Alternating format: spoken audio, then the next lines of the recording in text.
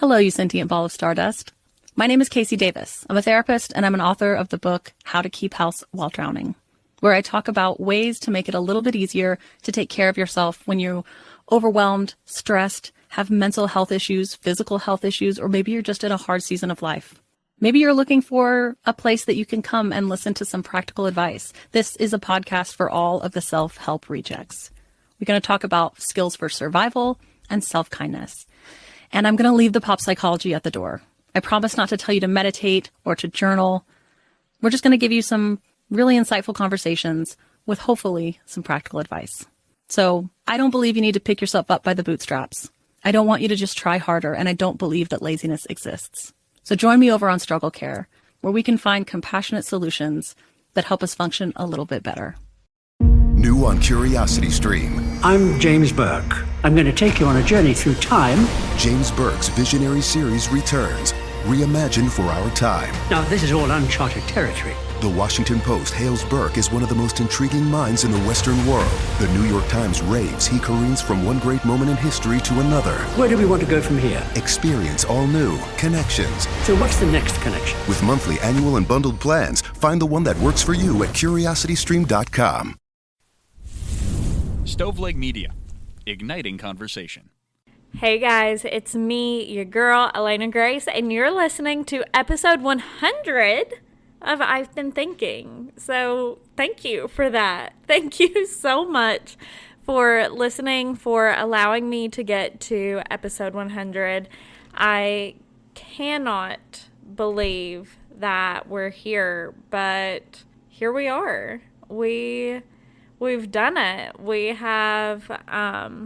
made it. We have had, I don't know how many at this point, guests. We have had fun fact episodes. We have had all kinds of fun together. But this episode 100 is, if you can hear Winnie, you know, you're used to that by now.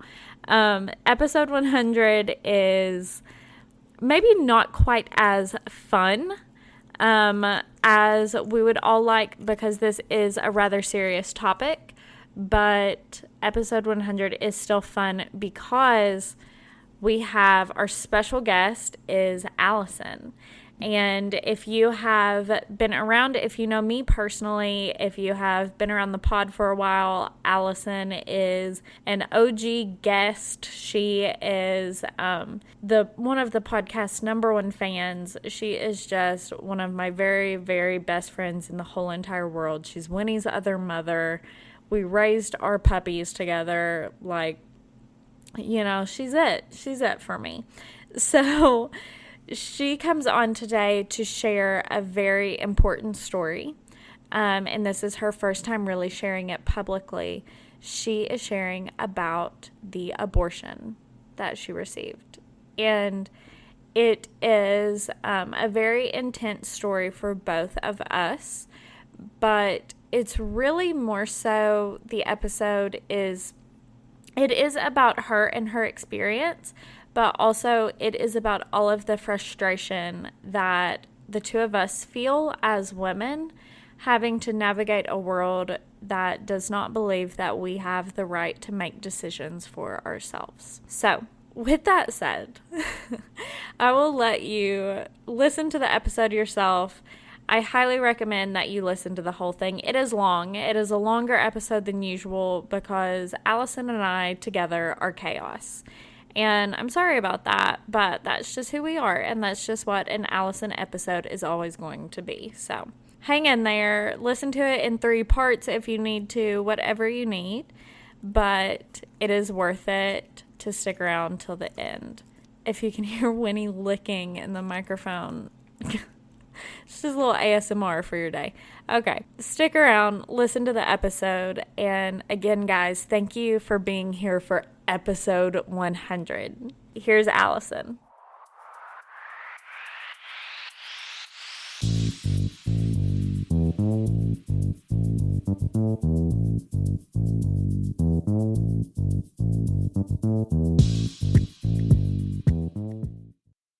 Hey everyone, this is Allison.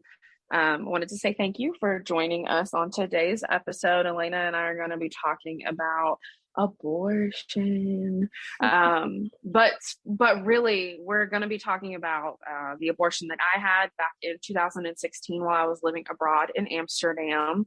How truly unremarkable that experience was, and why I think it's so important for me to make that distinction, that it's not horrible and traumatic. We're going to be talking about religion and politics, life in general, all of those things together. Thank you so much for listening to our conversation. We're definitely doing our usual Allison and Elena back and forth, talking at each other, over each other, with each other at the same time. And hopefully you all come out of this conversation with a different perspective, or maybe some tools for discussing abortion with the people in your life. I think right now, since I'm introducing myself, I really want to make the point for any men who may not get to the middle of this episode. If you decide that there's something else that you need to be doing, stop now. This is what you should be doing. You should be listening to women talk about abortions, and you should be standing up for women, because you have benefited from abortion, whether you know it or not. You need to be listening to this conversation just as much as anybody else. Okay. So moving on, let's get to the topics. That was a great intro, Al. I think you really hit the nail on the head there. That was awesome. And I think that I want to talk really quickly just about what you're here to talk about, and that is your abortion. And as you said, the abortion that you received. And as you said, it was not a horrible, traumatic experience that brought you to that point. It was simply the decision to not have a child. Yeah, the decision is really what was the scariest part of my abortion, just because, it's a very final decision. But what I wanted to share with people is it is still legitimate to have an abortion, even if it's not because of all of those horrible and traumatic reasons that people are sharing their stories on social media right now. We really need women who've had the unremarkable experience to come forward and say that, because we really need. I think there are so many women who've had an abortion solely for the fact that they don't want to be a mom, and that's okay. That's the point we're trying to make here. Exactly. So we need to speak up, and we need to tell those stories. And when I say unremarkable, I don't mean that it wasn't traumatic. I do want to clarify that. I'm saying it's unremarkable in the sense that, it wasn't an ectopic pregnancy. I wasn't having my body wasn't septic. This wasn't from an abusive relationship with someone. This wasn't a one night stand. We're seeing all the traumatic stories right now on social media. They're all valid. And that's the point. Exactly. And yeah, exactly. Because a lot of women in my experience who've had my experience of just simply not wanting to be a mother, now is not the time for whatever reason. They're not coming forward and speaking about it because they feel like their stories aren't legitimate because of quote unquote, how unremarkable it seems in comparison to all of those other traumatic stories. Al, I am so glad, first of all, that episode 100 is the two of us.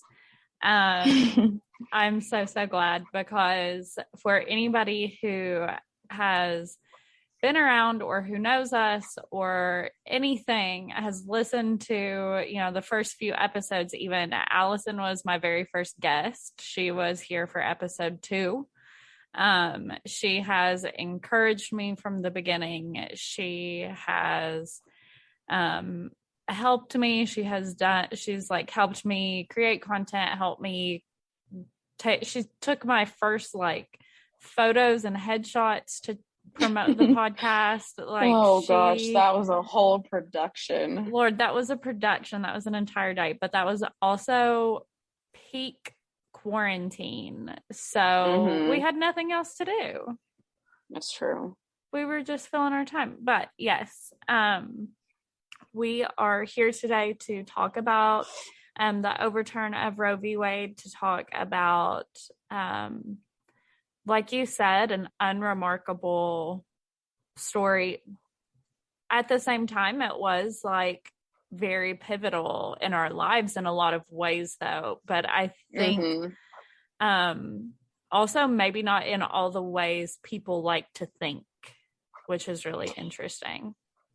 Yeah, so I have started describing it as unremarkable at the urging of a friend of mine who was asking women in general, can you please share your abortion stories? Because not all of them are horrendous. They're not all horrible and traumatic. Right. There are, I mean, the statistics show, 1 in 4 women will have an abortion. And it's not all because they're having an ectopic pregnancy, or they have a septic uterus, or their child isn't viable for life. I mean, it really was unremarkable in the sense that it was my choice because I didn't want to be a mom. I just knew it wasn't in the cards for me at that point in my life. And I can't imagine where I would be had I decided to have a child. And I think you and I both know that child would have not had the most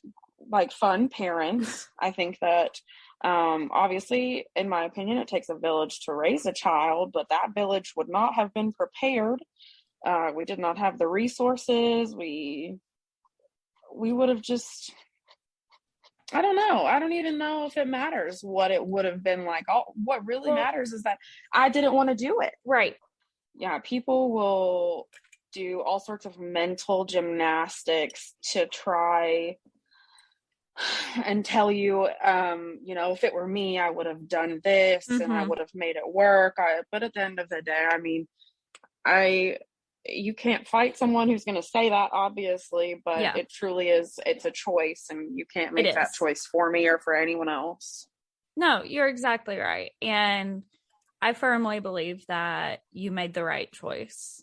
And I remember that was when you told me, that was really hard for you to tell me, because that was a time in my life when I was not yet at the point where I realized that it was a far more nuanced conversation than I had been led to believe. We'll say it that way. Absolutely. Yeah. And that was really hard for both of us, but that was also the catalyst that helped me to realize that life is not so black and white. I think one of them probably, college was like a pivotal point in all of our lives, really. Yeah. But yeah, I think that's definitely one of the things that probably helped both of us realize life is not black and white. And what I think in that moment spoke to me to help me make my decision was that gut feeling I had as soon as I realized that I was pregnant. I didn't have to take a test to know it. Of course I did to confirm it, but the gut feeling I had was just like, I was so afraid, and not afraid in the way that I was like excited, like, wow, what's my life going to look like with a baby? How fun or scary could it be? It was the kind of fear, like we were talking about earlier, like an animal whose leg is trapped and wants to gnaw it off. Like it was, and I hate to describe that because I know there are so many women out there, so many people in general that would like to be able to have a child. And I really hope that the way that I'm talking about my abortion doesn't rub them in the wrong way. But I think that at the end of the day, again, it comes back to choice, and just like that wasn't the choice for me. Having a child and giving it up for adoption wasn't the choice for me. And I mean, it just, I don't know. Right. But ultimately, it is about the choice. It is about the fact that women, people with uteruses, any human being who can give birth to a child deserves the right to Yeah. say no. And that's ultimately it. And I think that, like you said, people love to do the mental gymnastics. They love to try to figure out ways where, oh, well, if I did it, I would have done this. Or, well, you know what? Because it was an abusive relationship, that's okay. You know, ultimately. Well, and it was an important part of my Yeah. decision as well, knowing that if I were to decide to have a child, I would not want it to be with that person, because who they were and who I was in that time in our lives, it would have just been a recipe for disaster. But I definitely do want to talk about those mental gymnastics that Yes. people have been doing. You know, specifically, not specifically, I would say generally, a lot of the people in my life, especially on social media, that are celebrating this, the Supreme Court's decision, are usually using God as their reasoning. Like, God said a baby is a gift, or we're saving the unborn babies and their souls and things like that. Right. But I don't know, it just feels very hypocritical, because like we were talking about, if you believe in God and that he gave us free will, like, he's technically pro-choice. I just think that's funny. It is funny. So like if God isn't going to make my choices, what makes you think that you can make my choices? And then moving into like more technical logical fallacies, I would say, like telling people that you're socially liberal, but fiscally I'm conservative. Like, you can't fund the social programs that could help prevent abortion if you're fiscally conservative. Like, those things just don't work. You have to have money to support the programs, to fund the programs that will educate people about their bodies, that will provide access to you know, child care, provide like free health care. There are just so many things that we really could do to prevent abortions from happening as often. But it's like, I don't know how to even conceptualize their arguments, you know, especially when they use God, because we live in a nation that's supposed to be free from religion, you know, like Right. the government is not supposed to be influenced by that. But I mean, we know that's not true. Like, back in, when was it, the 50s, with the Red Scare and all of that, that's when we added one nation under God into the Pledge of Allegiance, and our dollars that didn't used to have "in God we trust" on them. Like, that was all sorts of stuff that was added during the Red Scare, and like a resurgence of conservatism in the United States, I guess. Like Christian evangelical conservatism. Yes, thank you. So I'm just thinking about, like, all of the times in my life that someone has used religion to back up their argument as if it gives them some sort of credibility, and it doesn't. I read this story from a woman who said she had gone to college and she was trying to make an argument against abortion, and her entire paper was using like religion as a source for her argument, and her professor failed her, and she was like, why? And she said, you literally cannot argue a legal case with religion as your motivation. Like, you just can't. It's illegal. Yeah. Which, speaking of illegal and religion, if your churches, I want to just make sure everybody knows this, if they are making commentary on abortion, I want you to know that that is something you can report to the IRS. If they want to have a hand in politics, then they can pay their fair share of taxes, okay? Oh, that is really interesting. That's a really good call out. I need you to, because I don't know if you know this, Adam just recently found out that churches don't pay taxes, and he was beyond shook. And this is a boy who grew up in the Catholic Church. Like, he knows that they're rolling. Oh, I was a little shit starter when I was in Catholic school. A shitter. No, oh my gosh. So, I definitely had lots of bones to pick with all of my like religion teachers. And one instance in particular, I had gone home to visit a friend and went to the church in Knoxville. I can't even remember what it's called anymore, like St. William's maybe. And they had just gotten a new priest. I cannot remember his name. He's so like inconsequential to me. But the entire homily was just about, if you vote for Obama, you're a baby killer, blah, blah. And I was just thinking to myself, I had already written a paper at that point in my life on tax exempt status in churches. And I was like, if only I had a phone to record this right now, I will be calling the IRS. I will wait 3 hours on hold if I have to. Yeah, I was feeling so petty. And I know that still happens. I remember it happens every political day. agendas. Exactly. Yeah. Political agendas being pushed in a religious setting. If you're tax exempt, that's illegal. So that's all there is to it. So I just wanted to encourage anyone who's experiencing that, no matter where you are. I mean, it's an anonymous report. So, no, that's a really great call out. Because ultimately, and furthermore,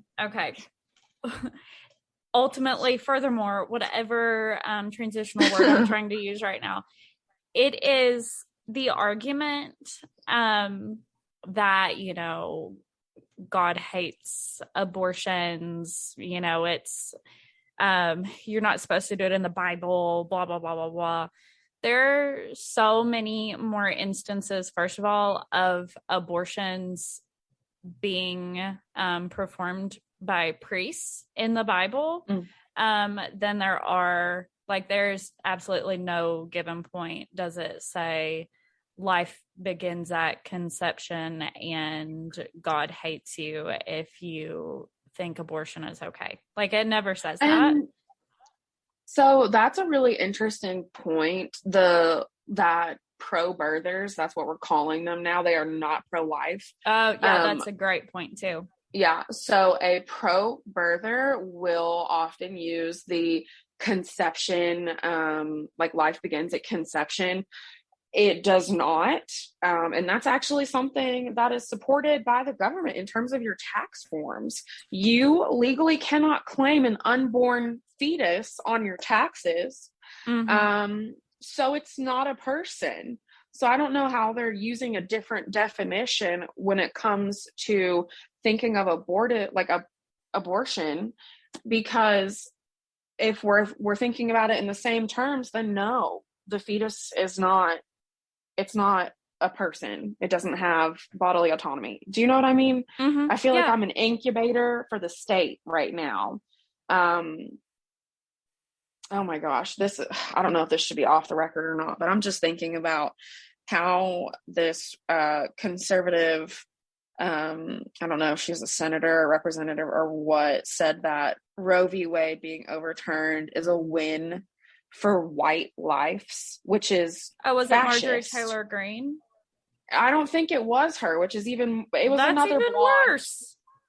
It's another blonde, but I mean, it's fascist. That's literally what it is. It's like, if there's an opposite of eugenics, I don't know. This is it. Let's breed as many white women as we can so we have more white people. Well, at that point, that's literally just white. It's white supremacy. And the reason that, like, how do I even say this? White women have easier access to abortion care. Absolutely. That's really, I mean, Black women have higher maternal mortality rates because they don't have access to either abortion care or prenatal care. So I'm just kind of like, I don't know how we have all of these statistics and we can't draw conclusions that make sense. You know what I mean? People are just not paying attention to them. What is it? I don't know. No, you're absolutely right. And it's really interesting because the United States actually has the highest rates of mortality in general in childbirth of any developed country. So just, across the board, highest rates of mortality during childbirth. And like you said, and as many people have pointed out, women of color women in impoverished communities, women in places that are significantly further from a place where they can legally obtain an abortion. Those women are being put at risk. So, a woman in right now, Florida, for example, is not, abortion is not illegal here in Florida yet. I will not be surprised when it is, but for example, it is not yet. It did not have a trigger law in place like Kentucky did, thanks to the Bevin administration. So in Florida, you would have to drive multiple states to legally obtain an abortion. If you were septic, if you were having a terrible, painful miscarriage, if you were having an ectopic pregnancy, you would not be able to, well, once again, this is theoretically if Florida did make it illegal, because again, it is still legal here. But theoretically, if it were, or if you're, similar somewhere else, if you are at a place where it's not legal where you are and it's not legal in the states around you, that's 7 hours for some women. It's more than that potentially. Like that is very, if you live in incredibly Texas, dangerous. Yeah, if you live in Texas, imagine you live in El Paso. And okay, let me just pose this to you, okay? So if you're in one of those states and think about it, you have to make a trip, however far away to go get an abortion. Okay. If it's just that you're choosing to do that, you have to take time from work. So you're losing income. You have to spend money to travel there, stay there and back. I mean, not to mention the cost of the procedure. Not every area would it be covered, or like free. I don't even know if it is free. And that I can't speak to that because I didn't have my abortion in the United States. I had it in Amsterdam. So I had a completely different experience than the women here have. And I mean, how do you expect someone who can't afford to get off of work to travel that far to have an abortion? How do you expect them to afford to have a child? In the United States, we, again, one of the developed nations of the world, have like the highest cost for having a baby. It averages like in the tens of thousands of dollars. So you're asking people to, do something they can't afford either way. And then, there are just so many things running through my mind right now. How do you also look down on those same women for using food stamps in front of you at Walmart when you're quote unquote pro-life, and you're shaming these women into having babies that they can't afford, and then they're using government assistance? They can't win. Right. They're damned if they do, they're damned if they don't. So, pick here. Do you want these people to have babies? And if so, are you going to take care of them? Are you? Probably not, but. No, exactly. And that's why, like you said, the verbiage of pro-birth versus pro-life is so important, because that ultimately is what it is. It is, we want you to give birth because we care about this fetus in the womb, but we don't care what you do after that. And we certainly don't care about the fetus after that. You can just kind of do whatever you want. And you know what? If it starves to death because you couldn't afford to feed it, it's your fault. And there are a lot of people who will say, oh, just have the baby. We'll adopt the baby. We'll take it for you. But there are at any given time over 400,000 children in the foster system in the United States. And you guys haven't taken them. I don't know. Why do you want the newborn baby? Like, do you have a fetish? Low key, that's kind of what I'm wondering. But there is a thing. It's like a mental illness, fetish, whatever you want to call it, where a mother only cares about her baby when it's in the infant stage, and after that, she doesn't care about it. Yeah, I'm not sure if that would be a fetish or a mental illness necessarily, I but more just don't some know. type of Yeah, I condition. don't. So a condition, yeah, whatever you want to call it. But yeah, it's a real thing. It's a real issue. That threw me off for a second. In the Yeah, discussion. yeah, I was gonna say you might have to edit that shit out because I am so like that just really threw me for a loop. Because then I started thinking about that Netflix show about the girl that her mom was like faking that she was sick or whatever, Oh, yeah. like Yeah. Munchausen by proxy syndrome or something. Yeah, Yeah. that totally just like threw me through a loop, girl. I'm really sorry. That is a real thing though. It was discussed on a podcast episode I was listening to the other day. But Yeah, anyway, it is about controlling women ultimately. it really does feel that way because if you were quote unquote pro-life, a couple of things then that we could do would be investing in the social infrastructure. I love the way you put that. So rather than banning abortion, people think that that's going to reduce abortion. Policies that would actually reduce it would be access to contraceptives, better sex education, universal health care. I'm always going to be pushing that one. Paid family leave. Parents cannot get off and have enough time to take care of a newborn baby. And then it just, reinforces a power dynamic within families when you force one parent to stay home and then the other one keeps going to work. That affects the way that that parent can bond with their child. That affects the way the parents are, co-parenting together, having a relationship. Welfare funding, being able to fund education, closing a wage gap, ending housing insecurity, all of those things, literally all of those things. Supporting social infrastructure will reduce abortions. I don't know how much clearer we can make that for people. I mean, honestly, but ultimately, the issue is that people, our government, they don't want to invest in social infrastructure because they don't want the people to get ahead. They don't. It feels as if the individualism in the United States has absolutely corroded, in my opinion, the concept of community. Everyone is all about don't take too much money out of my paycheck. I worked hard for this. That guy over there that doesn't have enough money to put gas in his tank, that's his fault.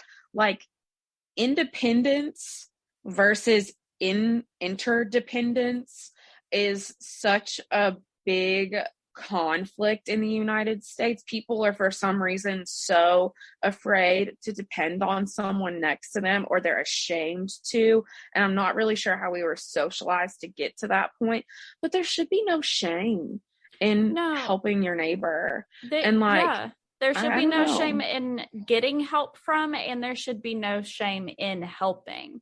And like maybe you said, not shame. Maybe it's not shame that's preventing people from, I don't know. I'm so sorry to cut you off, but it feels, I don't know if it's pride, if it's ego, if it's selfishness, if it's greedy. I don't know. I think it's all of those things, but in different ways. So I think for the person who could be the helper, a lot of the time it is selfishness and greed. Whereas for the person who needs to be helped, it is it could be shame or ego or all of those things. And it really exhaustion too. Yeah, I can't imagine continuing to ask for help only for the freaking United States government to say no. Like, why do you think people will? Here's what I always say: if somebody has access to housing, if somebody has access to education, if they've got a fair, living wage, they're going to have money to do what they need to do. They're going to have somewhere safe to lay their heads at night. They're going to be well fed. No, they're not going to go out and commit crimes and steal things and murder people. They're not going to traffic drugs. I mean, I don't know. They're not going to, back where we're from, people would steal scrap metal all the time, or they would be like pushing pills and stuff so they could make money to support their family. Literally. And you wouldn't have to do that if we just funded social welfare programs. Yeah. You would, and you would also, people would have more options if education were better funded. They would have a better understanding of their options if education were better funded. If sex ed were, what's even the word, funded, if it were allowed in some places. Not even that, Elena. This makes me so upset considering what I was studying in Amsterdam. There's less than 10 states in the United States that are required to have medically accurate sexual education. Can you please can we just stop for a second and think about what is being taught to these kids if it's not medically accurate? Like, are we using strange words for penis and vagina? Are we like saying like wee wee and like hoo ha? Like, or people in sex ed are still passing around pieces of gum, to people, and they're like, they're saying, "Now, do you see this piece of gum? Would you want to chew it after 17 people touched it? No, you wouldn't, and that's why you should stay a virgin until marriage. Save yourself for marriage because nobody wants a chewed up piece of gum." That's obviously in reference to a woman, because we all know. And exactly. You're about to get me started on contraceptives for men and why have we not taken the bullets out of the gun instead of because men get mood swings sometimes, but women can have high risk of blood clots, and that's fine. So truly, this has just brought me to a really big point that we need to talk about, which is men who benefit from abortion need to speak up. Like, there are so many men right now who, like, I can think of my ex that got me pregnant. If we had had a child together, his life would be completely different. He wouldn't be, engaged to the person that he is today. He wouldn't, oh my gosh, he wouldn't have the opportunity to live the life that he's living now. And I wouldn't either. But is he going to speak up about that? I don't know, because I don't want anything to do with him. Isn't. But that's the thing, like, my brothers, my dad, they're obviously very upset about this, and they'll talk about it. And I'm so thankful to have men in my life who do care. But I know that there are lots of people who have men in their lives who have benefited from an abortion, whether it's their wife had her life saved because she went into the ER with a miscarriage and her body wasn't pushing the miscarriage out. So that's an abortion, and his wife is still there today because she was able to have an abortion. Right. Or the list goes on and on. I don't know if at this point we should even continue to make up the scenarios to prove our point. It's getting exhausting. Like, it is exhausting. And I think that what is really, really, really exhausting is that we have been socially conditioned. I think women have, at least a lot of us have been socially conditioned, that we have to make up these scenarios to be listened to humanize ourselves and to get other people to understand, oh, this isn't just some whim. There's a real reason behind this. That's a real scenario that could happen. Wow, that is wild. Exactly. And I mean, again, I just want to make the point that we really need to encourage the women who do not have a tragic story to speak about their abortions. It doesn't have to be tragic to be legitimate. Some people just don't want and aren't ready for kids, and that's enough. And that should be enough for the men in our lives to speak up and say, hey, they deserve a choice. Like, right. I mean, it really should, it should be that simple. Right. No, you're exactly right. And I want to say too, that it being a choice doesn't mean that it is an easy choice. It doesn't mean that it is made on a whim. It doesn't mean that, I mean, that is easily one of the hardest choices a woman might make in her life. And that's just for a woman who does not want children. That can still be a very difficult and devastating choice to make. And I know that when you came to me and you told me, we sobbed and we were both heartbroken. And I was heartbroken that you had to go through that on the other side of the world without me there, or without, you know, anybody else that you were close to there with you. But I was also heartbroken that you had to make that decision at all. And you were heartbroken that you had to make the decision, even though it was the right decision. It was clear as day for me. It was clear as day, the decision that I had to make. And you're right, it was not an easy decision. I know to this day that it was the right decision, but it still was not a fun one to make. I mean, the way my heart pounded when I had to make the phone call to make the appointment, the way I felt sick walking into this clinic. And truly, I am so thankful that I did it in Amsterdam, because the experience I had there, as opposed to the experience people in the United States have had. I have a couple of friends who have had an abortion here in the States, and all of them have told me awful things about protesters standing outside, yelling at you, having to have security walk you into the building, like armed guards and things like that. When my friend had to tell me about that, it was just heartbreaking. Yeah, it's really heartbreaking that it's heartbreaking that we can't make damn decisions about our own bodies and just be able to make that decision. It's also heartbreaking for the women who are going to freaking Planned Parenthood to get an ultrasound, a mammogram, for breast cancer. A mammogram to get something other than something even related to actual like reproduction, to a child, to an abortion. Anyway, it is so wild.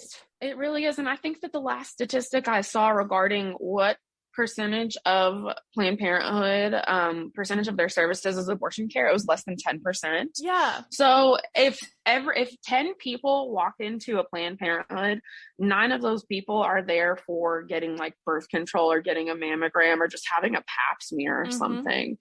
And now you're seeing those numbers change as the states are banning those services.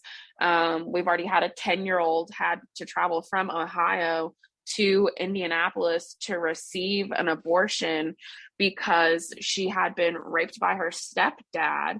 And Ohio said, you know what? This 10-year-old girl can be an incubator, and the best thing for her would to have the experience of having a baby at 10 years old. She might not survive that. Her body may not survive that.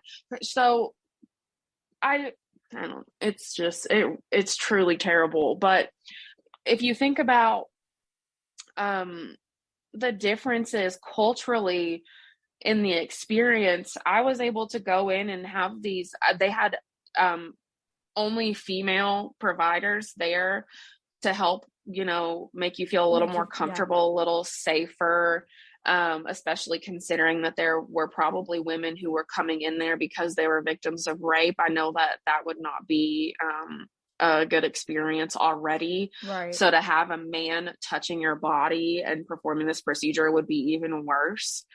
But they were just so kind, and I felt safe the entire time. And my program director was part of that experience and made sure that I was safe. And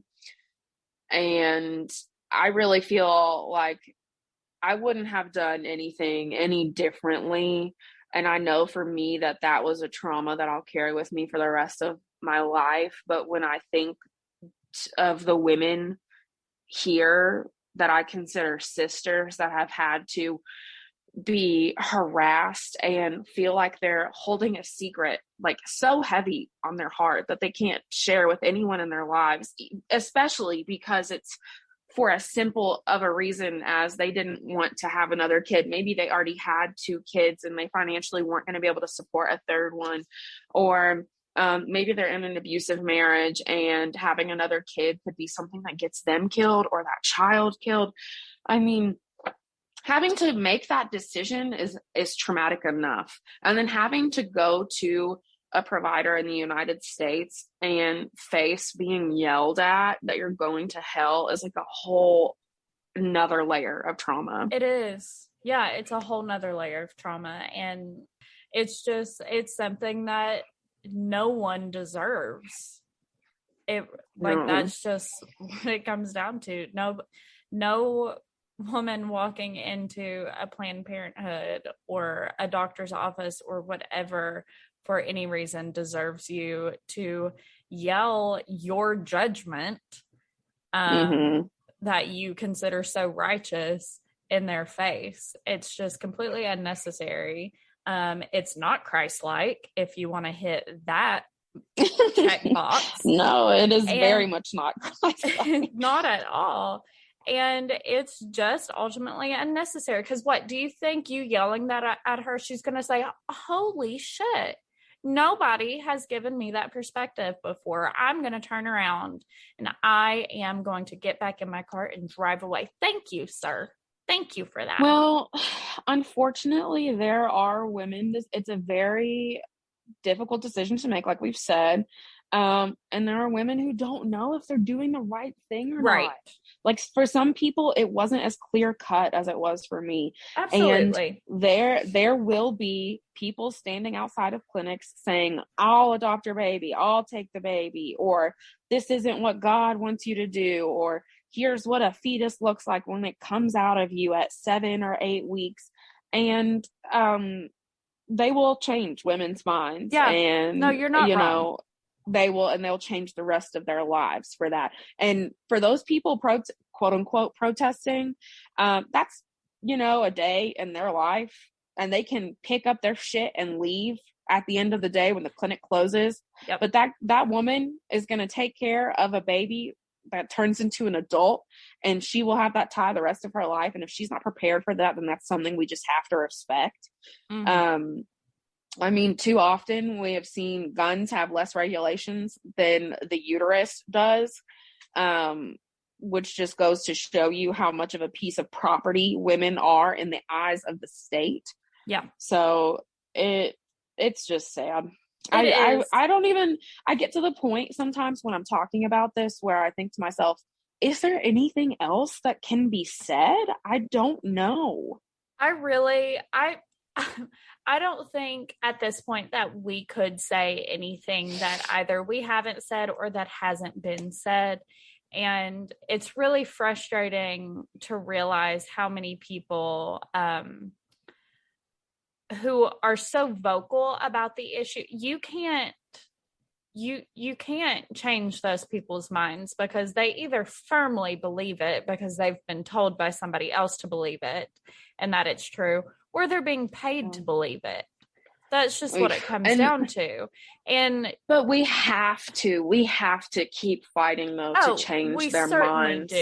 We certainly do. Or to at least make people realize, so I've got the statistics. I think I've got them right here. More than 50% of the United States is pro-choice. More than 50%. Mm-hmm. 20% a little bit less than 30% was pro the overturn of Roe v. Wade. And then the rest is, quote, no opinion on the matter, which is a problem in and of itself, if you ask me. But yes, that 20%, that right there is the perfect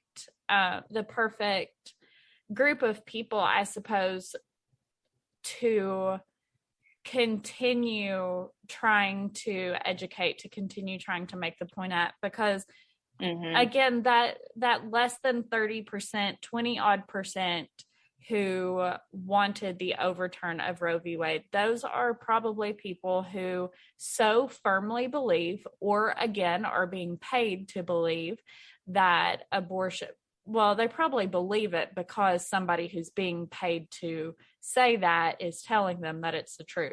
Anyway, those people are so deep in that it's unlikely you're going to change their mind. That doesn't mean don't try, but it's not likely. Yeah. But then that other 20%, those are the people that it's really important to show them, to keep speaking to keep educating, to keep sharing this perspective with. Yeah, I agree. And I think like one of the main points of our entire conversation that I really want to get through to people is that no one should ever be collateral damage of your theology.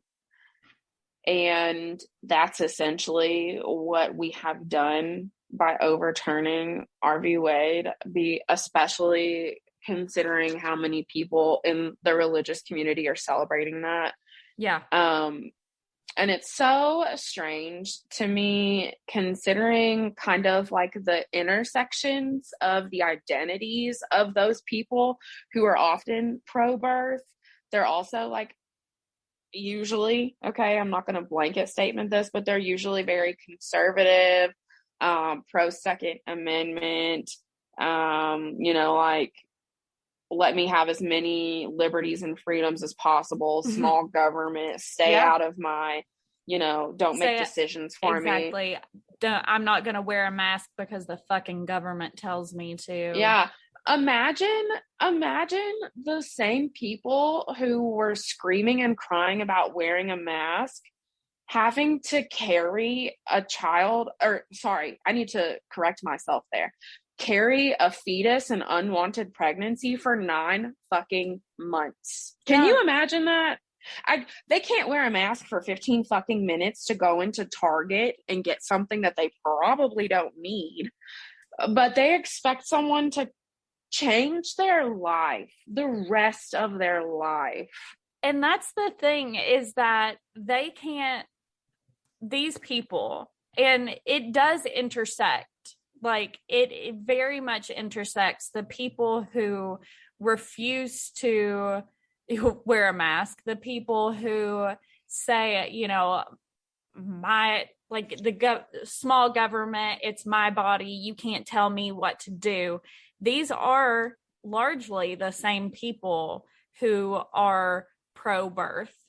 And the difference is that they're not being told what to do. They're telling somebody else. If it were directly affecting these people, or if they perceived it to be directly affecting them, they would probably view it differently. And quite frankly, it is affecting them. Oh, and it certainly is. It certainly is. They don't realize, and I don't understand how their eyes they're like glued shut at this point, because the women in those communities, like, there are stories, and this is why it's so important for us to listen to our elders, because they have a wealth of knowledge, a wealth of experience. So people, CNAs, people who've been working at nursing homes and stuff have been sharing stories, like 80, 90-year-old women saying, he didn't want another one. So when I had the baby, I buried it in the backyard, or I drowned it in the river, or, like they would go through and have the child because they knew that they would face consequences from their partner. So like domestically violent situation. I mean, there's just so many things, I guess, that they're not really paying attention to. And I know that there are women in my community back home and in your community back home that have had to have abortions, but they'll never be able to tell anyone that they've had abortions, even if it was like a miscarriage. Like, there are women who want to have babies that have abortions. They want that pregnancy. They want the baby, and they have to have an abortion for whatever reason to save their life. And I don't know. I guess maybe that's one of those mental gymnastic moments where someone's like, oh, well, it was to save her life. So I guess it had to be done and God will forgive her. Mm-hmm. I don't know. I don't know, dude. There's so much that I don't understand about it. Sorry. Yeah. No, it's okay. I guess what I was just thinking, I was like, I'd really love to close out the episode by just kind of giving people some tools to move forward in their conversations with others regarding abortion, especially the people in your life who are not talking about it, either because they're happy that the ruling was overturned or they're afraid to talk about it. And a lot of people are. Yeah, absolutely. I want to end by saying a couple of things. Someone that you love has had an abortion, someone that you love will have an abortion, and someone that you love will want an abortion. And whether or not that is legal and safe, we don't know, but it's going to happen. Just because there's been this overturn does not mean that the abortions will stop. We're just going to see more women dying. And the rest of the world is watching as we, as a developed country, quote unquote, let this happen as we take these rights away from people and put people's lives at risk. And again, nobody should be collateral damage to anyone's theology. You're exactly right. I think that is a great point to end on. I just want to add that it is absolutely, it's frustrating. It is disgusting that we have to, as women,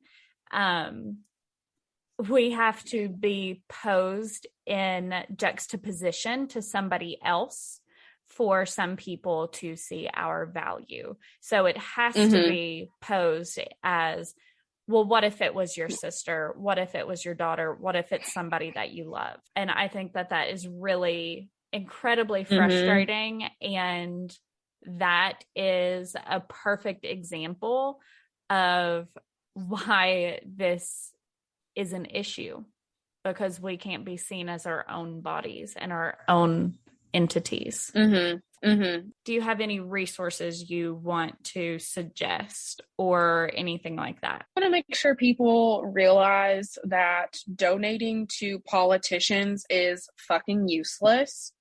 I want people to think really critically about where they're going to be donating money, because your money truly is your voice in America. Unfortunately, it seems as if no one is taking striking seriously or protesting seriously. This would be a whole nother conversation, but the police are literally a tool of the state and are like shooting tear gas at peaceful protesters at abortion protests, or, you know, what I'm trying to say, but just think critically about where you're going to be putting your dollars, because you want to make sure those go to funds that will be taking care of people who need access to abortion. So I don't have any off the top of my head. Okay, Allison, fuck yourself. It's okay. I will, if you would like, you can send me the ones that you know of, not off the top of your head. You can send them to me after we finish recording, and I'll put them in the show notes for today's episode. And I'll include if there are any others that I know of as well. Is that okay? Yeah, no, that's fine with me. Because I just keep thinking like the biggest point that I want to make to people is use your money as your voice. Yeah. Because it is low key safer than going out and protesting right now. Don Doogie always said, you vote with your dollar. And that's why he hasn't purchased Johnson & Johnson products since the 70s. Well, I hope that man knows that Johnson & Johnson, SCS, a family brand, probably owns, like, the illusion of choice in the United States. I know, it's outrageous. nuts. Because I think that, like, almost everything you buy is probably tied back to Johnson & Johnson. Johnson & Johnson owns almost everything, and then Coca-Cola owns, like, the rest of it. God, they probably own each other. It's like a sick, like, BDSM relationship with capitalism. Like incestuous relationship. Yeah. Okay, Al, do you want people to follow you on social media or no? Nah. Okay, cool. All right. Well, thank you so very much for being on here and for being the guest for the 100th episode. And to the listeners, thank you all for being here for 100 episodes. And thank you all for listening to us rant and rave and ramble. This is exactly how an episode with Allison always goes. And if you guys want more of these, let me know. And Thanks, everyone. Thank you guys so much. Make sure that you follow I've Been Thinking on Instagram at I've Been Thinking Pod. Follow me on TikTok if you want at I've Been Elena. Follow us on Facebook if you wanna. That's just Instagram Regurgitated. And check out the blog. That's where the show notes for today's episode will be. And check out our Patreon if you want to give some additional support to the show. Patreon.com/I've Been Thinking. Dope. Thank you guys so much for listening. And I love you. And I will be back sometime.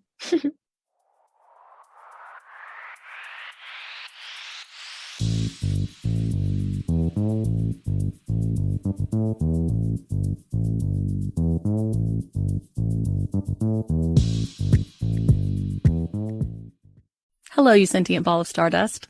My name is Casey Davis. I'm a therapist and I'm an author of the book How to Keep House While Drowning, where I talk about ways to make it a little bit easier to take care of yourself when you're overwhelmed, stressed, have mental health issues, physical health issues, or maybe you're just in a hard season of life. Maybe you're looking for a place that you can come and listen to some practical advice. This is a podcast for all of the self-help rejects. We're going to talk about skills for survival and self-kindness. And I'm going to leave the pop psychology at the door. I promise not to tell you to meditate or to journal. We're just going to give you some really insightful conversations with hopefully some practical advice. So I don't believe you need to pick yourself up by the bootstraps. I don't want you to just try harder, and I don't believe that laziness exists. So join me over on Struggle Care, where we can find compassionate solutions that help us function a little bit better. Did you miss your deadline to renew your Medicaid coverage?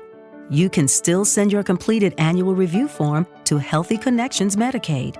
You may be assigned to another health plan, but you can ask to come back to First Choice within 60 days of renewed Medicaid eligibility. It's your family. It's your choice. First Choice is the right choice.